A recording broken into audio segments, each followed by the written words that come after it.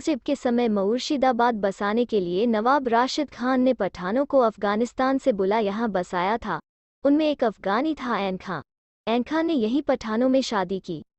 उसके 2 पुत्र हुए, मोहम्मद खां व हिम्मत खां। जब मोहम्मद खान व हिम्मत खान 11 व 13 वर्ष के थे, ऐन खां की मृत्यु हो गई। मोहम्मद खान पश्तून बंगश जनजाति के कबीले थे। भारत में उन्हें बंगश कहा गया। मोहम्मद खान भाड़े के अफगानी योद्धाओं के रूप में जाने जाते थे। मोहम्मद खान बंगश का नाम तब उभर कर सामने आया जब उसने अपनी 6000 फौज के साथ आगरा के पास जहांदार शाह को पस्त करने में मदद की। दिल्ली के बादशाह फर्रुखसिया ने इस जीत की खुशी में उन्हें नवाब गजनफर जंग की उपाधि से नवाजा, एक सोने की पगड़ी व एक तलवार देकर पुरस्कृत किया। साथ ही अपने क्षेत्र को स्वतंत्र रूप से चलाने हेतु फर्रुखाबाद व बुंदेलखंड जागीर समेकित कर चलाने की आज्ञा प्रदान की।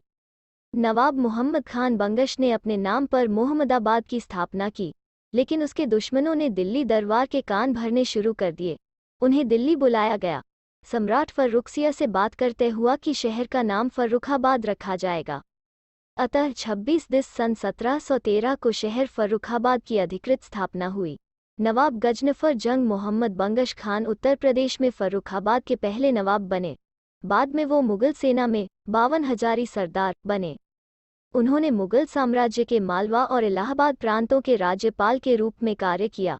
वे 1735-1743 तक असम के वायसराय भी रहे। हालांकि उन्हें असभ्य और अनपढ़ के रूप में माना जाता था, लेकिन वो अपनी वफादारी के लिए अच्छी तरह जाने जाते थे। यह माना जाता था कि अगर भाग्य ने उसका साथ दिया तो वो दक्कन या अवध में एक प्रतिद्वंद्वी राज्य स्थापित करने में सक्षम होंगे। महान कूटनीतिज्ञ नवाब मोहम्मद खान बंगश एकदम सादा लिवाज में रहना पसंद करते थे। किसी भी आगंतुक के आगमन पर दावत में सभी को साथ बैठाल खाने की परंपरा थी। दिमाग में कोई ऊंच नीच नहीं था। अपनी जिंदगी महलों की शानो शौकत में खुशी खुशी गुजारी। योद्धा और हरम की जिंदगी संपूर्ण पौरुषता के साथ प्रदर्शित की। नवाब की 3 पत्नियां थीं। तीनों से 22 पुत्र 22 पुत्रियां थीं। उसके हरम में 1700 लड़कियां थीं। दास दासियों में हिजड़ों को रखने की प्रथा थी। शहर में 9 और जगहों पर हरम थे, जिसमें हर जाति धर्म की स्त्रियां रखी जाती थीं। हरम में पाली हुई लड़कियों की शादियां अपने चेलों से करा दिया करता था। साथ में प्रत्येक जोड़े को सोना चांदी खेती हेतु जमीनें देता। सभी को अपने खराब समय में आकस्मिक घटना की तैयारी के लिए बचत करने की सलाह देता। हरम व चेला शब्द मन को झकझोरते हैं। क्या है इनका मतलब? आइए समझाने की कोशिश करते हैं। मोहम्मद खान बंगश ने एक स्ट्रेटजी के तहत हरम बनवाए थे। हरम शब्द सुनते ही हमारे विचार घृणा से भर जाते हैं, लेकिन ऐसा नहीं है। असल में मुगलों में यह प्रथा थी।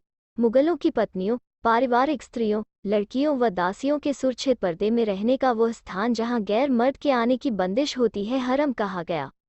मोहम्मद खान बंगश गैर पठानों व अफगानियों पर कभी विश्वास नहीं करता था। यही कारण है कि उसने इस प्रथा को आगे बढ़ाते हुए हरम बनवाए। नवाब राजपूत युवकों को बहुत बहादुर मानता था, इसीलिए विशेष नस्ल के नौजवान राजपूत व हरम की नवयुवतियों से शादियां रचवा देता। बाद में इस्लाम धर्म में परिवर्तन करा अपनी फौज में शामिल करा लेता। राजकीय आगंतुकों के मनोरंजन व नाच गानों के लिए भी इनका उपयोग होता था। फेसबुक पर हमारे चैनल हिस्ट्री ऑफ फर्रुखाबाद से अनेकों भारतीय और विदेशियों ने दावा किया कि वे भी बंगश परिवार से है। जब हमने उनसे सबूत पेश करने को कहा तो वे ऐसा नहीं कर सके।